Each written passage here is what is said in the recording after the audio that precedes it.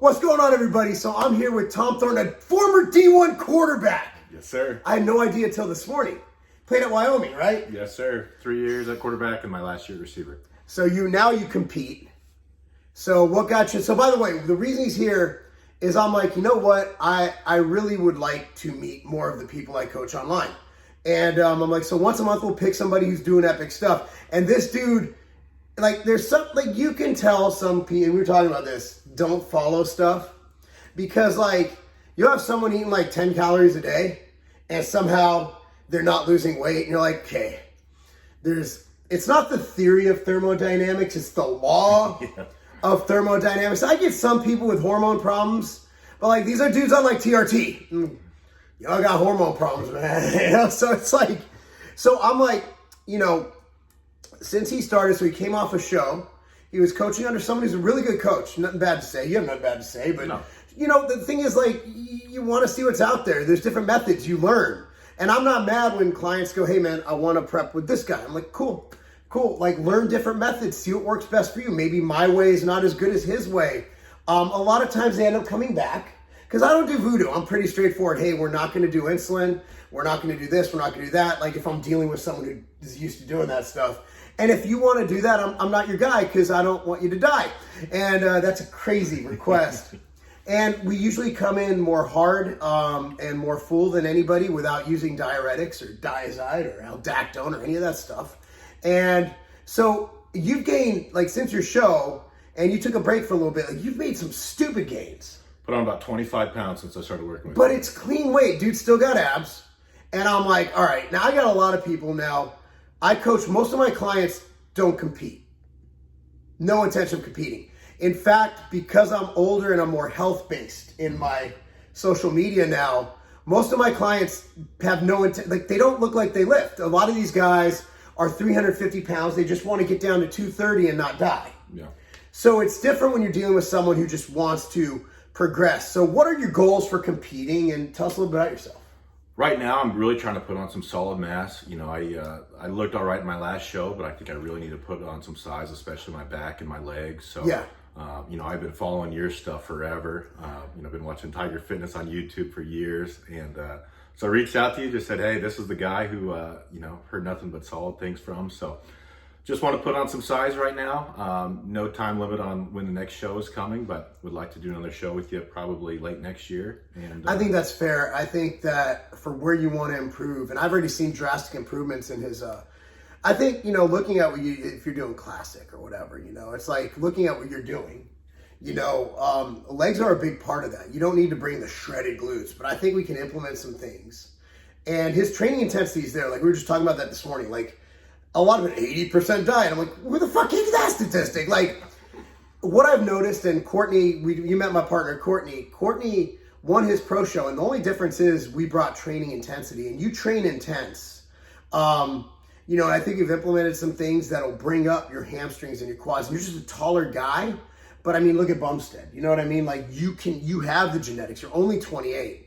And I mean, dude, it's going to be game over. And, I think in a year's time, like, you're going to be, you know, you're going to be the guy at least a regional show. And then you have time. You're 28. You work up. By the time you're 33, 34, even sooner, if you want to go that way, you have a pro card and you're still healthy and you're still killing it. And then you can do what you want with that. But that depends on what you want to do. But this dude trains strong as shit, pushed me. You know, a lot of times people come out here, and this is not a slight in any way. And it's like, I'm like, oh God, man, I got to fucking pull this boat all by myself. This motherfucker's in here doing movements he's never done proficiently. Like, you could tell he was a college athlete because we threw in a lot of unilateral stuff, which you see on the chest day. We didn't film back day. We just wanted to kind of train. And he's able to do a lot of the stuff that bodybuilders don't do because he has that athletic base, you know, and that's awesome. Absolutely. I learned so much from you this weekend, and, you know, so grateful that you had me out, but just got to implement that and just be consistent. And, you know, it's a marathon, not a sprint. So be consistent.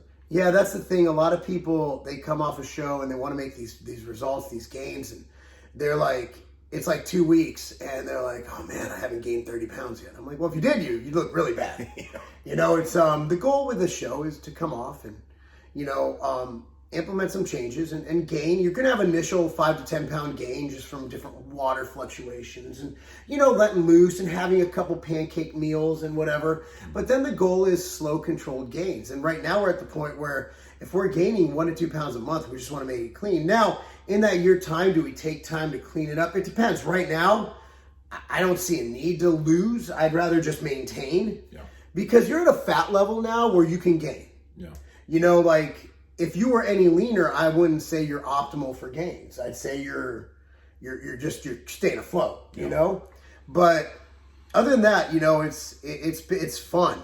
It's fun. So after college, what made you decide to get into competing? During college was really when I fell in love with the weight room.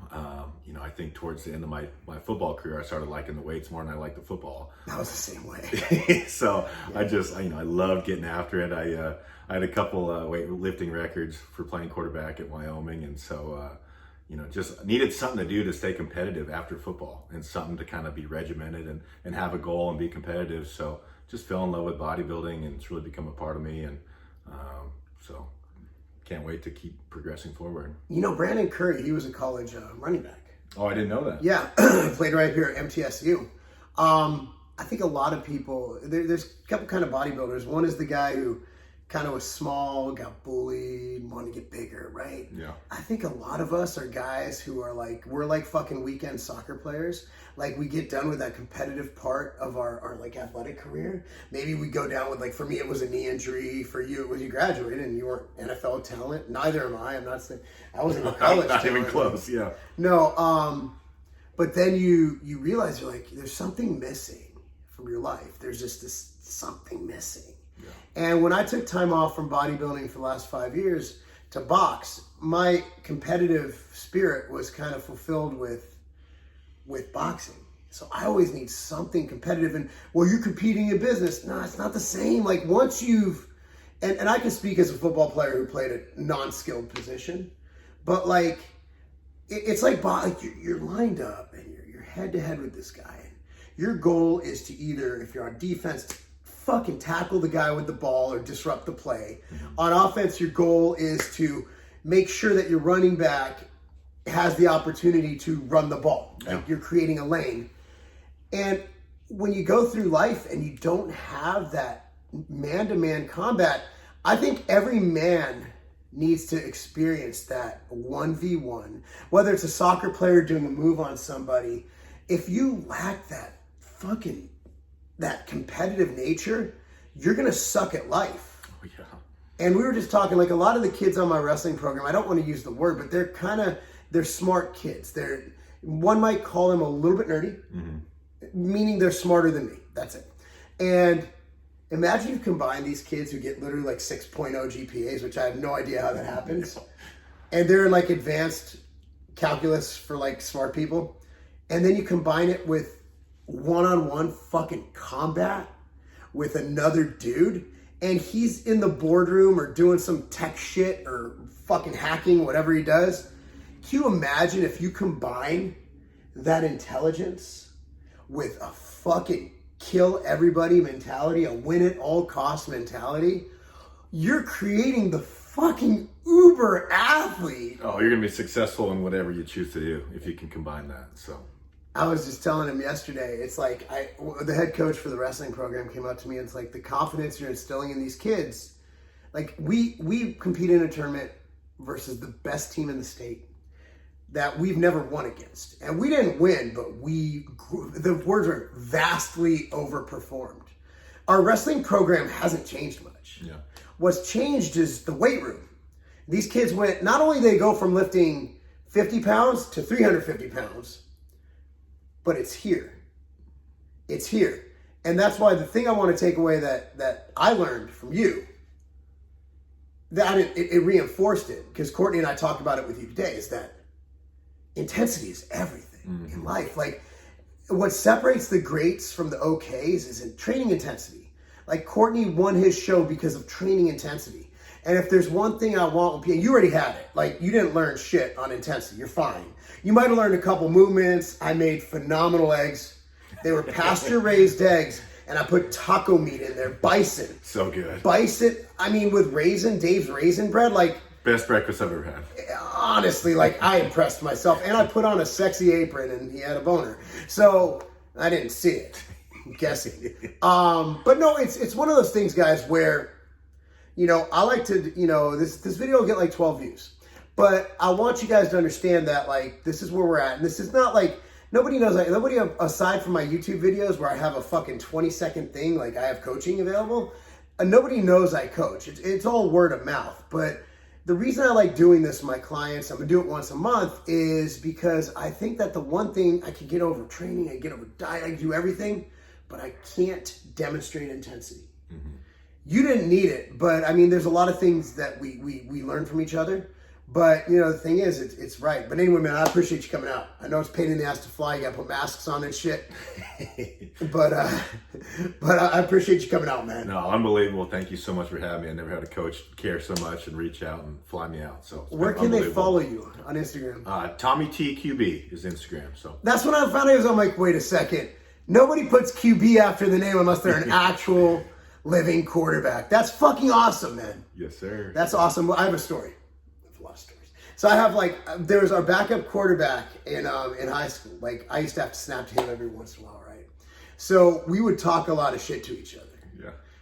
And we would talk so much shit. And what he would do is I'd snap the ball up and he'd move his hands.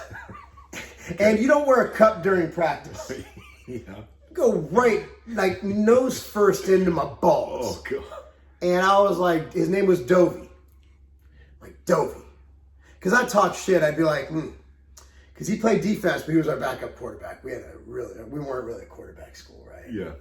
And I'm like, I talk all this shit. I'm like, bro, so I wonder what it would feel like if you actually played it down at quarterback. Like, you practice. Like, I talk all this shit. Yeah. Next thing, and I wouldn't learn my lesson. Like, I'd hit my dick, and I couldn't do it. It's like I fight him. He's on my team, and he could just make me hit my dick again. Yeah. And the coach ain't gonna let me not snap to him. No.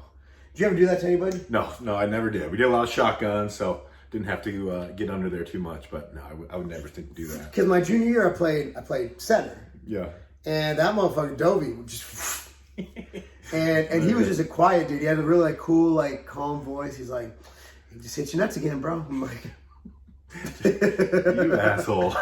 I can't really say much, but that was back in the day when we talked shit. And football's still like that because our wrestling team. But so just give you the shit we talked. There were a couple white guys on the team, but Dovey was black. We were a very diverse team. But the shit we said racially would get us canceled and arrested right now. It was funny. We were at my brother-in-law's wedding. And Ronnie, who played center my senior year, he was a year younger. Ronnie's a 350-pound black dude, and he's still about 350 pounds. And Ronnie goes, we're sitting there with my kids, and he's talking to my kids. And it was like a reunion, right? He goes, man, he's like, if I said the shit now that I said then, he's a school counselor in college. Okay. He's like, they would call me racist. And Ronnie's black with the shit we would say. Like, the Jewish shit, the fucking black stuff, the shit that came out of my mouth as a football player, and it still happens. It does. The cancel culture has not reached high school football. Oh, no. Because they train next to us, and I'm not going to out anybody, but sometimes you'll hear them talk shit to each other, and you're like, this is nostalgia. And I'm not going to cry. I'm like, you guys, you can't, whatever. I didn't hear anything. I'm just moving on. No. I know school's going to call me like, who said this? I'm like, I ain't no snitch. I didn't hear anything. So I don't know what you're talking about. You said it on video. That was another high school. Yeah. Anyway, speaking of high school, I got to go program for today. Hey, guys, thanks for watching. Follow Tom. Thanks for coming out, brother. It's been a great time. And I'll just overlay some training footage and shit in the back. And if you're interested in my coaching, it's marclobliner.com. I don't usually advertise it, but I'm actually having some fun with it now. So fuck it. Let's do it. That's not a game. The best booster isn't a shot. It's your natural immune system. Every time we step out into the world, we are attacked by viruses that do their best to break down our defenses. Vita helps solve this problem. Vita contains proven antiviral replication supplements and Imulina to ensure that your body is primed to defend itself against foreign invaders. Don't go another day unprotected. Get your Vita today.